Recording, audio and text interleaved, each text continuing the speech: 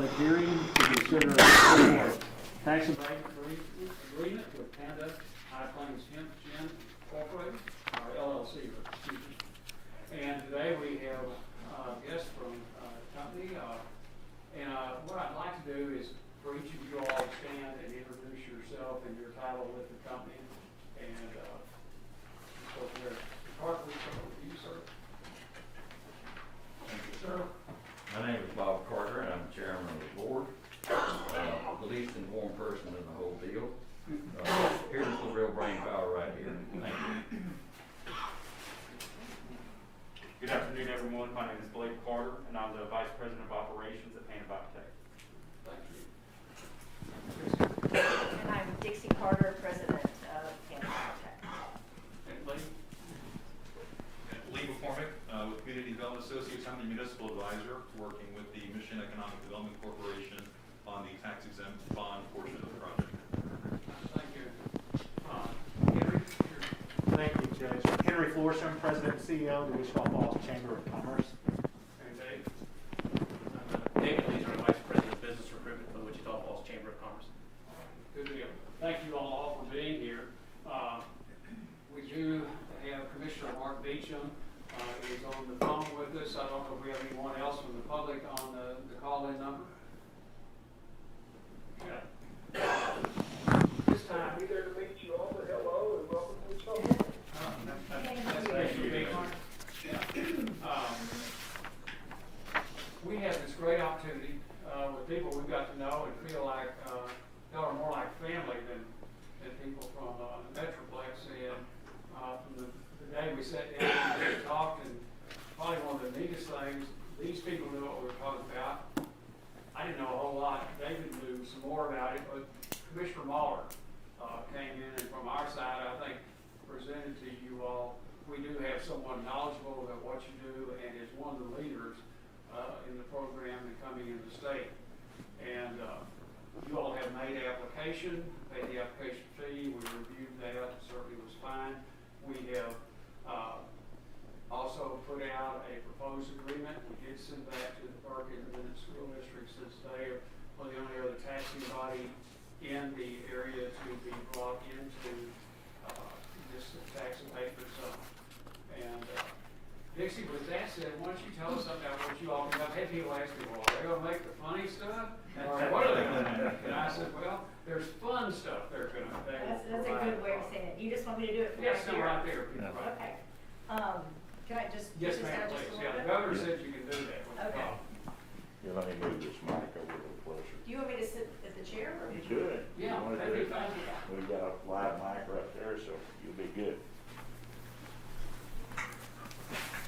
Well, first of all, we're very excited to be here. You mentioned family. We have a ranch just south of Wichita in Seymour, Texas, our family does. And so we feel like this is part of our home and has been for many years. So to have been able to announce last week that we're bringing the Panda Texas Plains Hemp Gin to its home of Wichita Falls was very exciting for us as a company and as a family. I would love to thank you, Judge Woody, for all your help, and Commissioner Mailer. You guys have been such a champion for us, and we really appreciate the warm welcome that we've gotten here from the Chamber and everyone else. We had an incredible response to our announcement last week about moving to Wichita Falls. Excuse me. We've had media coverage from all over the world. We've had major global brands, you may be wearing them in this room right now, reach out to us, and people that we've never heard of from foreign countries and big, big groups. So we're excited to make Wichita Falls the epicenter of industrial hemp. What we do is we'll be taking industrial hemp fiber, purpose-grown fiber, just like any other agricultural common commodity, and we'll be turning it into cottonized hemp, which will be blended with cotton for high-end apparel and a variety of industrial uses. So many benefits to industrial hemp. It's the environmental benefits, that it requires 70% less water, which is important for our aquifers, minimal pesticides, no herbicides, and it provides outstanding soil remediation and reclamation for our farmers, which is critical at a time when the natural resources of our soils are so depleted. And what we love is it absorbs more CO2 per acre than any forest or commercial crop in the world. So to help jumpstart the Texas industrial hemp farming business, this year we gave away 60 tons of free seed to farmers. And we had people take it from the panhandle down to the tip of South Texas, from El Paso all the way to West Texas and East Texas, and everywhere in between. And we're learning a lot from it. We planted a little late, but we're learning from that. We're working with Texas A&M AgriLife, who will be taking the results of our test. We're also doing 5 independent tests with them, and they'll be doing a research study that we'll be providing to all farmers that we work with next year. And so our producers will have that kind of research data in the soils around here, as well as bringing in agronomists who have been working with industrial hemp for many years, as well as those in Texas who have been appointed to head the industrial hemp lead here. For the past 18 months, Panda Biotech has been going all over the world, meeting with the biggest players in the business, whether they be manufacturers, textile people, the farmers from around the world, looking at everything that there is to be a part of the industrial hemp fiber business. We've brought about the best experts in the world who are on our team, who are going to be a part of this company to help us make sure that it exceeds all expectations. You know, we understood very quickly the potential of the industrial hemp market, but the one thing that we found that was missing was the decortication. Like, what happens after it's built? I mean, after it plants and it's grown, who's going to turn that into a valuable commodity? Hence where the Texas Plains Hemp Gin will come in. We will have 2 10-ton-an-hour decorticators. And a decorticator, the facility will be much like a cotton gin. We call it a hemp gin, but we'll take it a step further where we'll actually cottonize the fiber. We have 1 10-ton decorticator on order and on schedule, which is a beautiful miracle in today's times, that it's on schedule for delivery in 4th quarter of this year, and we will begin installation in 1st quarter of next year. Our second decorticator is also online and will be produced as soon as that one's finished, and we hope to be fully operational. We expect to be fully operational in 1st quarter at the very beginning of 2022. So hemp straw from the field will be baled just like hay. It'll be transported to the facility for processing. We've got some samples here of just some raw hemp fiber. And then we have had several successful trials, of which we're bringing you a sample from one of our cottonization trials, where we took the hemp fiber that was cottonized and blended with Pima cotton. So when people are wondering what we're doing, this is it. Exactly, self-surveillance. This is cotton ribbon. Yes, sir. And this is the hemp fiber. That's it raw. It'll be baled when it's being transported. It'll look much like hay. It'll be either in round bales or square bales. Would that matter? No, sir. Not right now. We're going to make it as easy on the producers as possible. Down the line, we'll get to maybe some specifications that'll work best. But for right now, we're going to make sure anything that works for them easily, we're going to take. And that will be fine with us. And Dixie, what Yes, sir. blend of, how much cotton is in this material here? That one is probably 30, 70, 30 or 40. What do you think, Blake, on that? You picked up the sample, I'm not sure. It was 40%. 40% hemp. Okay. 60% Wow. cotton. And that is in sliver form. It sure is soft, isn't it? It is. So will you be ginning cotton also? At this point, no. No, sir. Will the blending take place? It will go to spinning facilities that will blend no, sir. Okay. But it's something we'd love to look at. We'd love to potentially bring that to Wichita Falls as well. Can those samples be left and I can see them, or that's something you have to Can he see? Let them know I have samples. in I've my got office. some. Henry has I've got some samples, and samples. Mark, I've got some. Commissioner Mailer, Yeah. we've got several here for you to look at. Judge, do you need a new Santa Claus spirit? Well, that's just what I was thinking. That fit just right. Isn't that beautiful? But we're confident in this Texas-grown hemp fiber, and we believe it's going to revolutionize several industries: the textile industry, the construction industry, plastics, and the paper industry. There's so much potential involved that we believe that it'll transform many of these that are not the most environmentally friendly industries on our planet. But more than anything, we're confident in the Texas farmers. We love having great resources to help us connect with people in your community and in your county. Those are the people that we want growing for us, and we're excited that this will have about a $30 million impact on the local agricultural producers in this area. So at full capacity, we're looking at about 50 to, we expect it to be significantly north of that, new direct jobs with an annual payroll of more than $5 million. And we estimate a minimum 700 indirect jobs from this area that we're very, very excited about. So we want Wichita Falls to be a magnet for all things as it relates to this. We love the word epicenter, just from the reaction we've gotten so far of the response of people writing about this town from all over the world. We're excited about it, and we look forward to partnering with you to have great success for a lot of years. Dixie, where else is this hemp being processed? Where else? Well, in the United States, because it was incorrectly criminalized 82 years ago. It was lumped into the marijuana. But so it's just recently in the 2018 Farm Bill, it was made legal.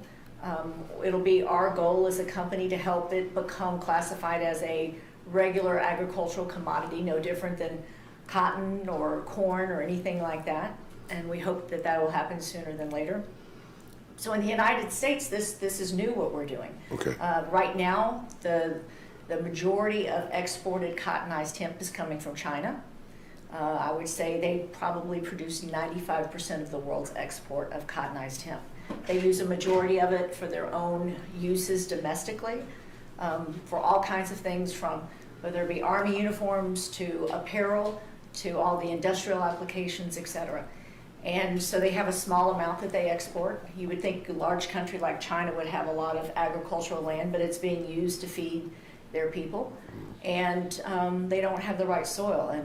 And so we know from this plant has been grown in the United States since before colonial times. In our early founding years, you had to grow industrial hemp. The forefathers, it was a requirement because it was so important for industry even in those days.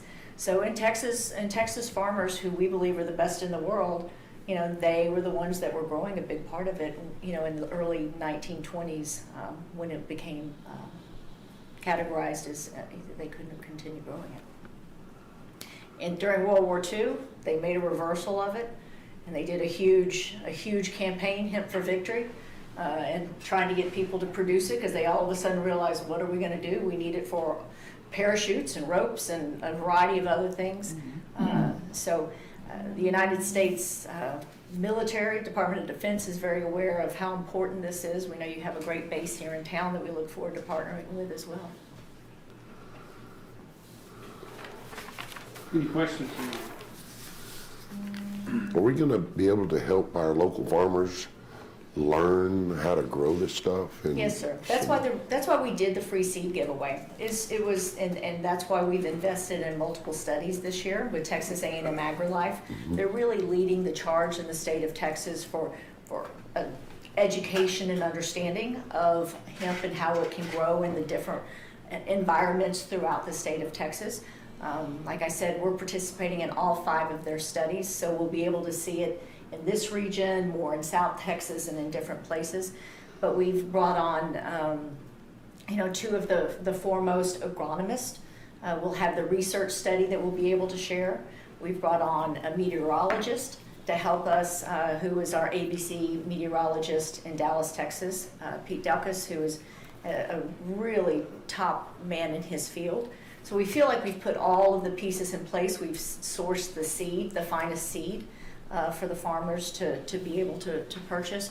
So what we're trying to do is make this as easy of a transition into a new crop as possible. I've heard the seed is quite expensive, like $1 a piece. No, that would be seed for, more for CBD. We grow seed very tightly together, so it's a fraction of the cost, and it's a completely different type of seed variety. We're growing for the stalk, which is where the fiber will come from once it's stripped out, and that's the most valuable piece of the feedstock. And you just get one cutting off of it, or is it multiple cuttings? Well, we believe there'll be up to potentially 2 harvests a year in this area. It's quick growing. About From the 3 same months. seed? No, sir, it'll No, be okay. 2, but 2 grows. Okay. Dixie, is there, if I have a marijuana plant and a hemp plant, can I tell the difference? Or are they that similar? Are they look identical or? I don't know much about one, so. Well, does marijuana Now, Dixie. I swear, where's the Bible? does marijuana have the same fiber content like hemp? No, Not really? it's different, and I don't know as much about that plant. This is a seed that's grown specifically for fiber. It'll grow in thick density. It'll grow that's why there's no pesticides that's used or weeds, because it grows so closely together that it Chokes everything else chokes them out. Yeah. It chokes them out. And the seed is a little seed like Just a little seed like it'll put in your hand. That's a it. sesame seed? No, it's Little? larger than that. It's like a a smaller than okra a seed. corn kernel. Kind of like Milo seed. Yeah, about like a Milo milo, seed, that's okay. good. But you'll have, they'll grow, the stalks will grow between 10 and 15 feet tall. Wow. And it's mostly stalk. I mean, it's, most of everything that's going to be fiber grown will be harvested prior to even the maturation of the grain at the top, the flour at the top. We're hopeful that a majority of the producers want to sell it for grain. We're going to work with different industries to create a grain industry as well for animal food and different things such as that. It will feed? Oh, absolutely. It'll have It's great, a high protein. Okay. very high protein. So And the that way flour you at the top, could- is the that your flour at the seed top pod? could be the seed. That's your seed pod? You'll have a dual crop to sell from one plant. So you could cut your own seed wheat? I mean, you know what I'm talking about, I don't like know we why do. You couldn't. I mean, you Like we do wheat, we'll Maybe keep part of our flour or wheat something. back and use it for seed wheat. Is The that, only This- question is whether you're really into the hybrid end of it or not. If it's a hybrid seed, it doesn't reproduce adequately to do that, but you think that won't be tested? Tested, it probably will. That's gonna be part of the research. This week, Lee, a constituent sent Barry and I a video of them harvesting at the same time. They were crimping and cutting the stalk and harvesting the seed off the very top, blowing it behind the combine in the cart. They're taking a high cut with a combine header, Yeah. taking the seed off. Yeah, and They're then the running bottom silage cut was a chopper swath on the of ground, right under the header, chopping it, blowing it in a wagon and catching the seed in one and the fiber in the other. That's the kind of innovation you'll see going on around. And you're going to see a lot of innovation, absolutely. But our goal is that to create a grain market will be a very profitable opportunity for the producers to be able to sell the fiber stalks. And that's what you'll see. There's not a lot of leaves, so it's much more of a bamboo-like stalk. And they'll be very, very close and very densely planted. So there are some leaves on it, but there's so many stalks that you have much fewer leaves. And it's mostly like a bamboo stalk. so the success of a farmer is his cost per acre and his revenue per acre. What do you see revenue per acre on hemp for our local farmers? What do you think that would be? Well, we're hopeful it'll be multiples of anything that they're making now. We believe they'll make between 150 to 200 an acre. It's less water, it's, the pesticides, all of that. Well, we don't irrigate around here. We get water from heaven, that's it. No, we don't either. We're in irrigated valley and Well- right through the strip of Wichita County is irrigated. Right. Put in But we 100 believe, years ago. it takes 70% That's for less grass water. pastures. Yeah, and in most places will be dry, they will not be irrigated. Yeah. But it's a dry plant for the most Yes, part. it is. Hmm. And when it's planted early and not, if you're not planting in 110-degree weather, of dry soil that hadn't had a drop in 3 months, I think if you plant it at the right time, it's gonna make all the difference in the world. These plantings didn't get in until June of this year, and we know from our own ranch that we received a small bit of rain the month of June, but, before that, nothing, and then literally a week after it planted, it was 110 degrees. So the goal is getting it in at the right time. We know some people have held back seed, and they're gonna be planting a fall harvest, which will be exciting to see the results from a fall harvest. And any projections, Dixie, on a price per ton of what the forecast would look like on a price per ton of baled hemp coming to the gin? I mean, is there an estimate on that? Is there something you would? Tonnage, Yeah. we do have an estimated tonnage per acre, and that would be about 3 to 4 tons an acre. 3 to 4 tons? You're talking about the yield? Not the yield, but is there a value associated with that tonnage at this point? Do we know what a ton would bring? Well, it would depend on the quality. Yeah. Well, we have many people, if I may say something, Your Honor. Yes, sir, please. We have many people who have reached out to us from Oklahoma and Colorado who are already growing industrial hemp for seed and for CBD. And they have huge problems with it up there because of the landfill. They're taking all the stalk to the landfill. Landfill say no more. So they're reaching out to us about that. And so, but it depends on the grade and what the yield is. It'll be much like cotton is graded on the yield. So I can't give you a number, but I can tell you that it will be graded upon the quality of the yield. The stuff that's will be coming in from Colorado that we ship it in there, and we would love not to take anything from out of state, but we may have to do that in the first year or so if we don't have enough growers here that's growing for it. Absolutely. Yeah.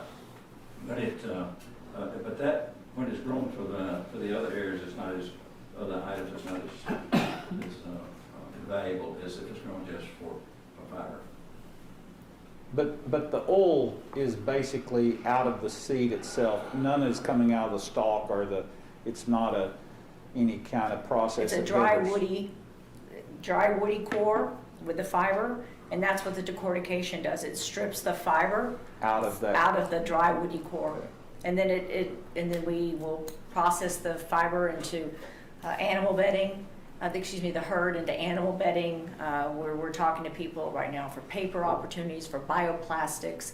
It's got a variety. I mean, honestly, thousands of uses for it. But we know just coming out of it right now, we've got a tremendous amount of interest just for animal bedding. So when you said some 80 years ago there was kind of a quandary put against it, and I remember being young, pre-junior high, having lariat ropes made out of hemp. I never knew there was any stigma associated with hemp. Where were those ropes coming from? Or were they coming overseas? I'm not sure. I mean, If I may answer maybe part of that, sir. We got a lot of our hemp after it was criminalized from Malaysia. And of course the Japanese took those over, and then that's why America was encouraged to grow hemp again in the 44, 45, 43 time period. But the two people that, according to history, that decriminalized it in the first place was a gentleman named Mr. Randolph Hearst, who had big timber holdings, and he saw the threat of it. And you had another guy named Mr. DuPont who saw the threat of it because he's coming out with nylon, a fossil-based product. And so those guys, in their clever ways and they're powerful as they were able to get this hemp with used ropes and canvas and covered wagons, got that put over, criminalized over with marijuana. And it's sidetracked it for 85 years. Now, where you got yours from there, I would think that would have to be probably imported. Probably from Europe. Yeah, this would have been the early 70s probably. and it lasts so long, it could have been, it could have been from the world. I mean, Right. literally, it's that kind of durability. Now, the repellers, the guys that like to jump off those mountains, I don't know what for, but those guys prefer hemp rope to any plastic or any other known. And they pay like, a roll of like $150 for their repellent. This is the number one repellent because it's so powerful, so strong. We had a company here called Agriboard, and they took hay and made plywood out of it. It burnt to the ground with no insurance, and it was short-lived, but I could see It was where, around a good while though. well, it was, It didn't produce a lot, though. but I could see where We often thought it was. make plywood out of Well, hemp. particle board, there's definitely different board and construction uses. Hempcrete is one that you just mix it with lime and water and it creates something as strong, more durable, more antimicrobial, anti-flammable than concrete. So it's, there's just, it'll be, we've only begun to scratch the surface of the different opportunities. And when I say there's thousands of options, there truly are from every type of product, because anything you can make with cotton, you can make with hemp. But there's a lot of benefits, and we're not here to take the cotton business away. We're here Sure. to make it better, stronger, cleaner, and we want to be hemp, cotton's partner. But the benefits with this plant are outstanding.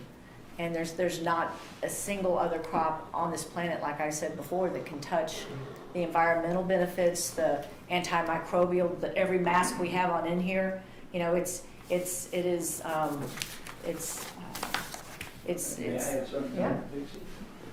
We talked to one of the big brands who is in denim, and they said that with 20 or 30% hemp to cotton, that their jeans would last, they could advertise their jeans would last 4 months longer than just 100% cotton.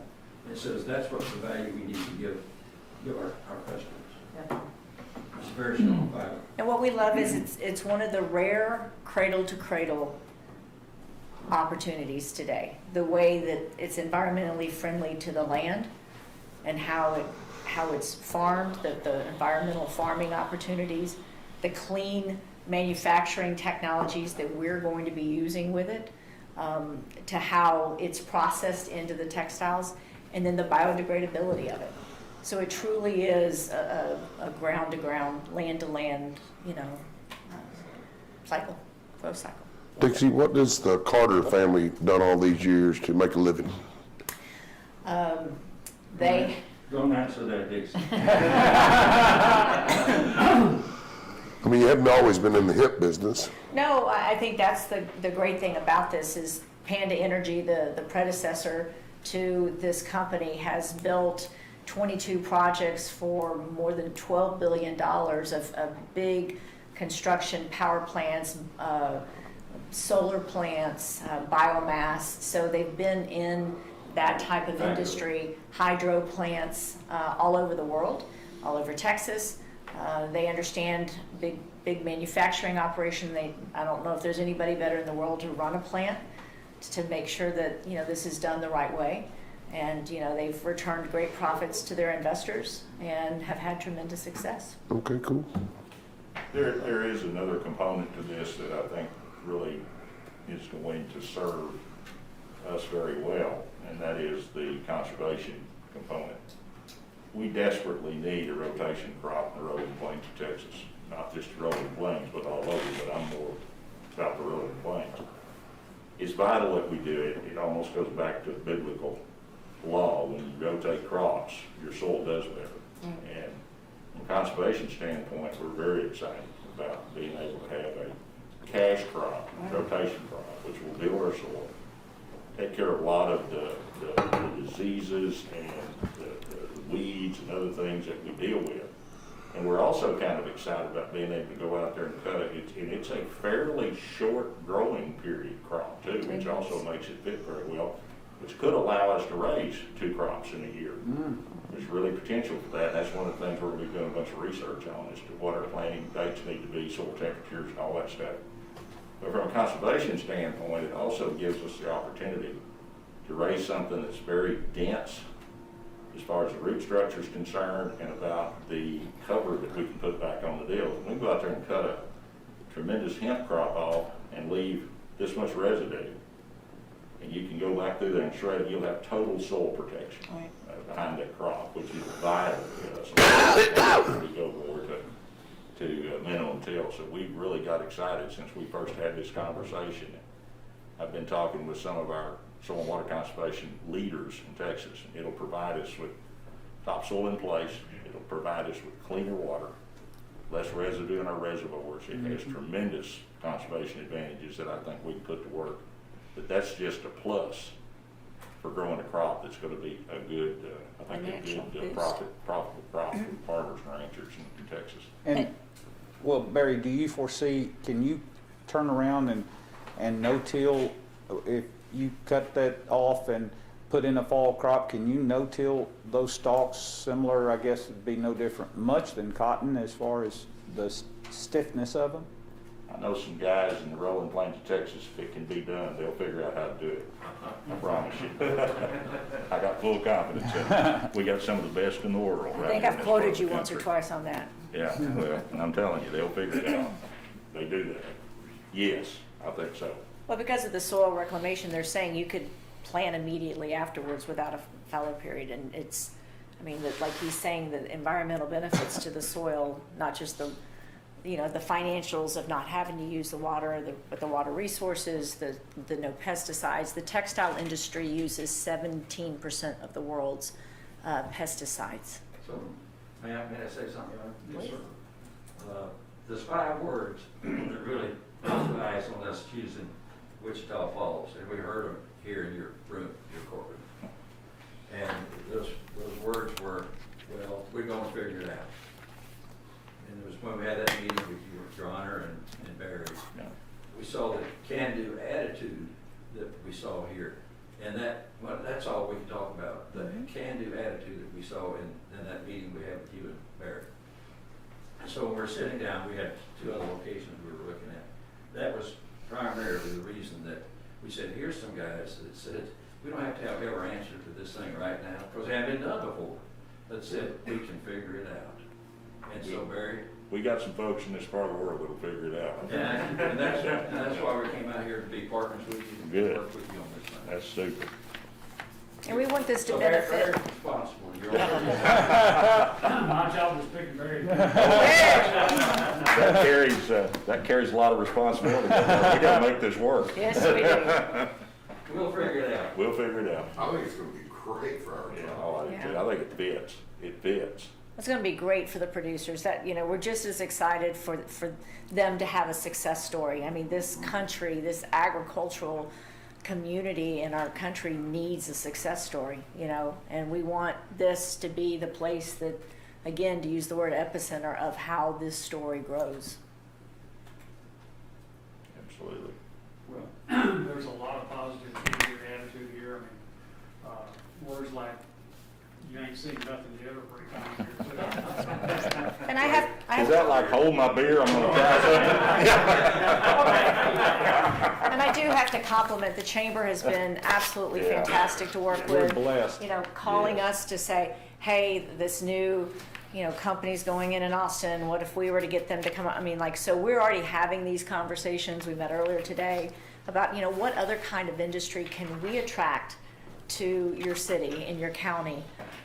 you Henry know, Ford made based on- car parts out of That's this. why we had a trailer. People have Yes. built just recently, beautiful sports cars made 100% of hemp, everything. It's like carbon fiber. You mix it with the resin and you got it. And it's strong and it's slick. and- It's like a fiberglass, Barry? Yeah. And I will say this, BMW, Mercedes, some of the finest car makers in the world are already using hemp in their panels and in their carpets, and the Army wants it for the seat belts because, you know, they use the nylon and it melts. You hit a roadside bomb and those uniforms melt on these poor officers and soldiers, and so the hemp is a much more, you know, it has the fire retardancy, there's just different benefits to it.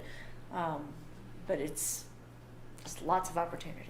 I saw an old movie of Henry Ford himself standing at the end of his production line, taking a sledgehammer Yep. and hitting a body panel made out of reinforced with hemp fiber. Wow.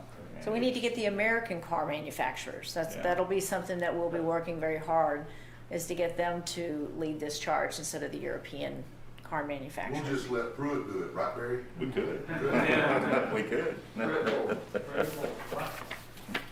I'm excited about the building materials. I hope we cross some building materials here. Absolutely. Absolutely. All right. Anyone else on the speakerphone or do you already make a comment? Will you all have some time when we finish the next two steps of this to maybe visit with the media then there with our station? Sure. Do that. Okay, thank you so much. Yes, ma'am. Thank you. Can you give us a time for some public hearing, please? Oh, okay, it's 2:06.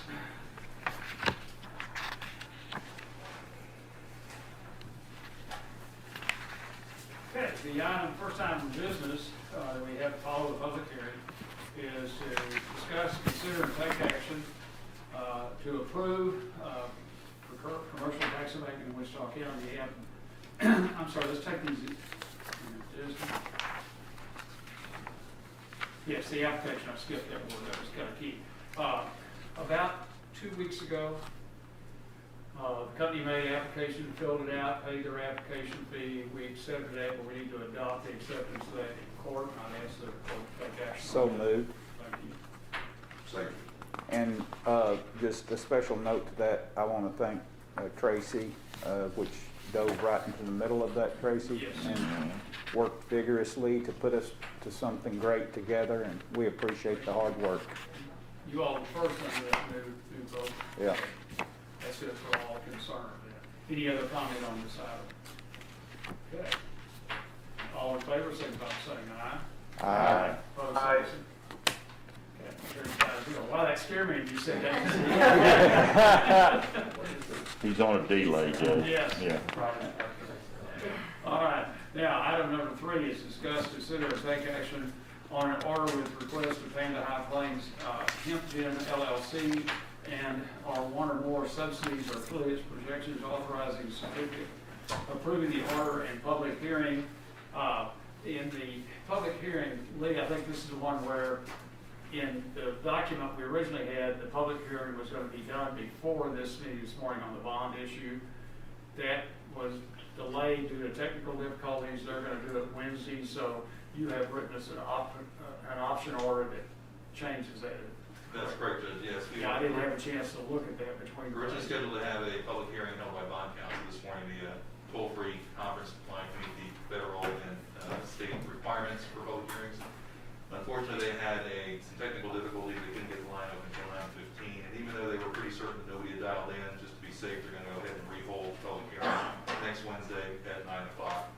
The original order that was presented to Commissioners Court essentially said the order was approving two things. One, the Mission Economic Development Corporation issuing the bonds in Wichita County, and two, the public hearing that was held. We have since updated that order that's being approved today to basically authorize the county judge to approve the public hearing once held next week. So the slight change to the order, we will report back to the Commissioners Court and the county judge any public comments that are received on this project. Okay. And Tracy, please help me on this. I missed something. You all submitted us, we sent you the proposal agreement, and you all came back in and made some red line changes in it to make note of the company as DBA Panda Tex Plains Hemp Gen, and we've done, that will be incorporated into the change. The abatement is at 70%, and there's a decrease schedule on that. We'll take that over the years. We agreed on the base value of the property, and that was noted in the item. And in capital investments in section 302, note that there will be $160,000 is the value of the property, and that there will be improvements made of $56,250,000. That's beginning in, nothing will happen before December 31st, 2020, and we'll allow the schedule, you all asked to change the date from January 1st, 2022 to 2023, and that's acceptable. Judge, can I ask a quick question? Yes, sir. Can you repeat the price, the value of the property? Okay, property itself is valued at $160,000. That's the land itself. Yes, the land, not the building. And then the building, I remember the building, it was in the application. Just a second, I'll get to it. Okay, then over on 403, where we all put employment commitment schedule, we simply moved where you all put it in red. It'll be over here in a column where it was designated that way.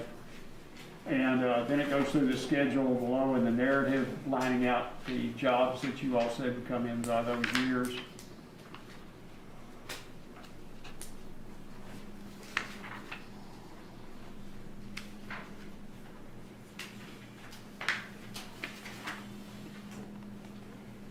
And then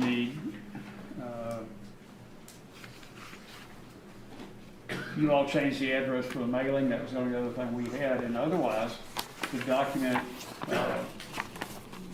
nominal of any changes.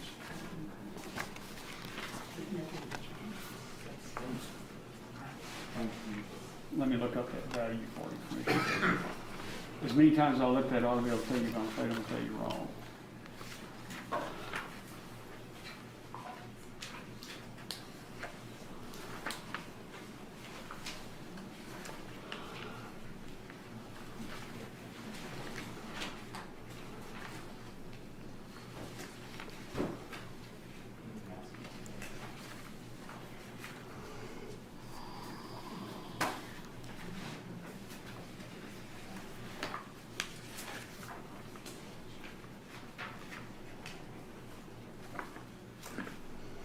While you're looking, Judge, I did have a question, and Commissioner Muller, you may feel this. If someone out there wants to inquire to gather knowledge of what they may want to do or participate here, who do you contact? Who is a good contact on?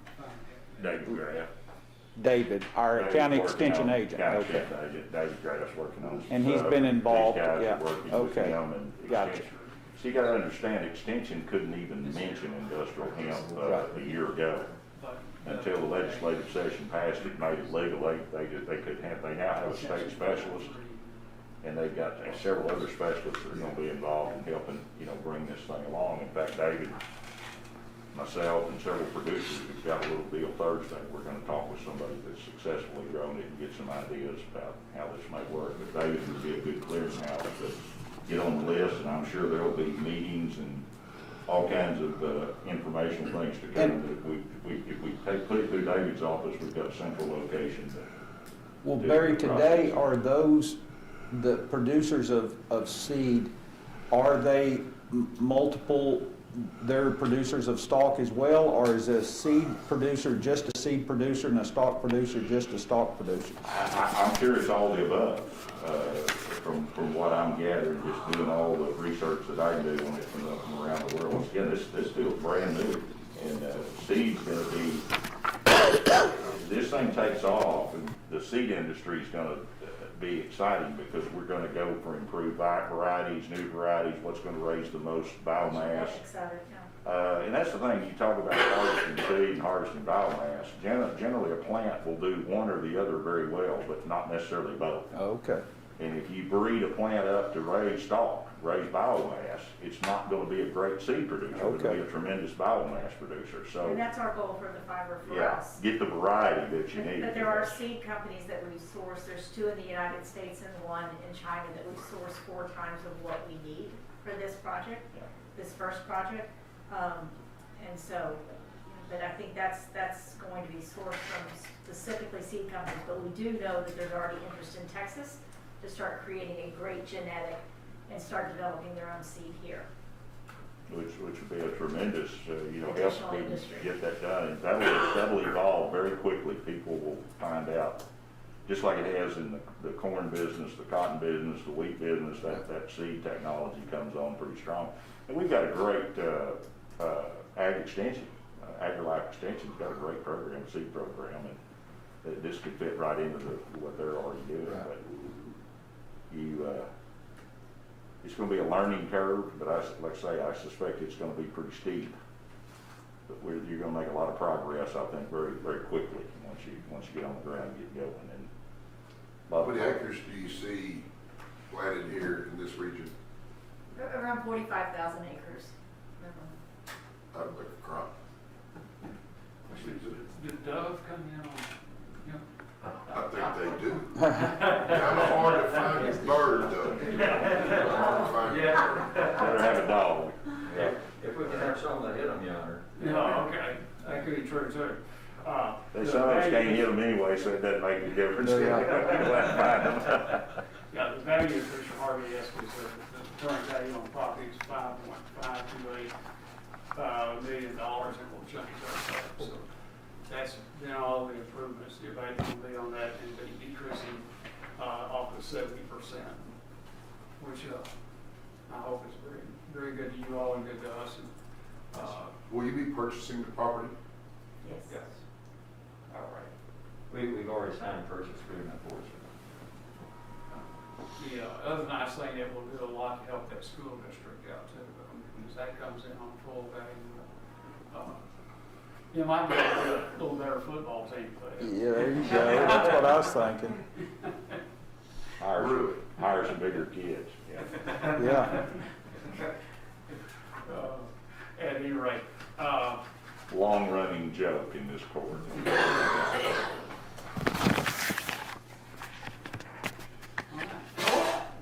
Tracy, you guys? The posting the document covered the general nature of the improvements in the land area. And at this time then, I'd ask for a motion to approve the abatement as it stands with a couple of clerical modifications that we can make and we'll do those. I'd like Commissioner Mahler to make that I'll motion. make that motion. I'll make that motion. Be proud to. The rest of it will second. Okay. May I have an answer? All the above. Okay, so I'm gonna write yeah and all the above. Yeah. We can do a little better than that, man. Yeah, Commissioner Harvey, he's a Burke resident. Tracy just fainted, so, Yeah. our parliamentarian. Any other question or discussion on this item? Okay. Motion by Commissioner Mahler, second by Commissioner Harvey to approve the tax abatement agreement with Panda High Plains and HempGen LLC. All in favor, signify by saying aye. Aye. All same sign. Motion carries 5-0. All righty, very good. Thank you. Thank you all. Henry, thank you. You bet. Yeah, and while we're thanking people, I know you mentioned our county agent David Kraft, but he has certainly waded in from the beginning of this and is becoming an expert in his own right. Yeah. Kept us plenty informed across a great, but we've been talking this 2 years or better. Yeah. So. If there is no other business, it is 2:18 and we're adjourned.